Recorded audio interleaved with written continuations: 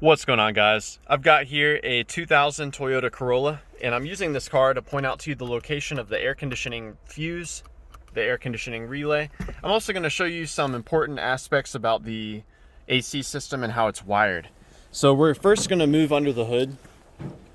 This is where we will find the AC relay and the AC fuse, both going to be located behind this cover here.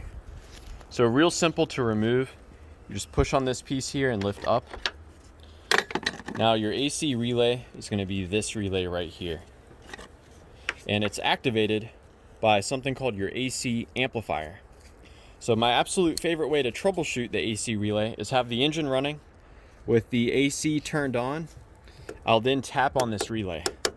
Sometimes relays can get stuck, and by tapping or wiggling the relay, you can free the relay up. Further troubleshooting beyond that, we can remove this relay, set it aside, and we can swap in our horn relay. So the horn relay is this one right here. If your horn works, then you know that the horn relay works, and so it'd be a good candidate to swap in. Now, of course, the fuse must work as well, so let me show you where you can find that. We're going to move over to the passenger side. This is where we will find another fuse box here. Just push on that and lift up. There's a 7.5 amp fuse here, and power from this fuse is sent to the AC relay.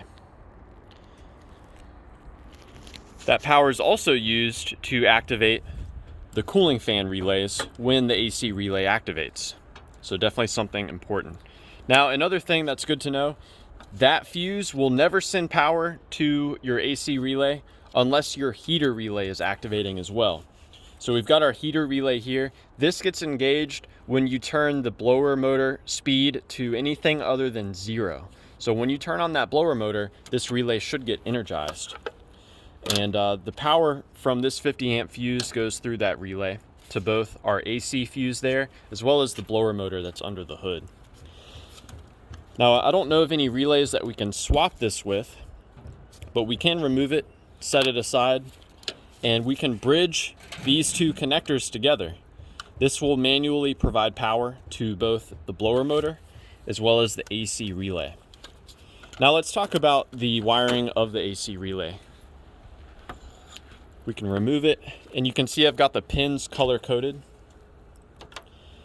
Now when that blower motor relay activates, power goes through that 7.5 amp fuse, and you should see that power present here and here. So both of these should be hot. Now when the AC relay is activated, it does so by receiving a ground from this pin. This pin comes from the AC amplifier, which is inside the car. It's connected to the switch that you operate to turn on the AC. So the ground here, working with the power here, activates this relay. And when the relay is activated, it connects these two pins together. So power from here goes into this pin. You can manually connect these two together just strictly as a troubleshooting step. Doing so will activate your AC compressor clutch, and it will also activate some of the cooling fans by the radiator. You can cause damage by doing this, especially if your engine is not running right, like if it's misfiring, or if your AC system is undercharged or overcharged. So you'll want to make sure that you have adequate refrigerant or freon in the system. So you can add more refrigerant using the service ports. There's one right there. So yeah, I hope this information was helpful and a good starting point for you in troubleshooting the AC. One last thing I want to leave you with. All of this stuff is valuable to check. If you notice that when your AC is turned on, you do not see your compressor engage.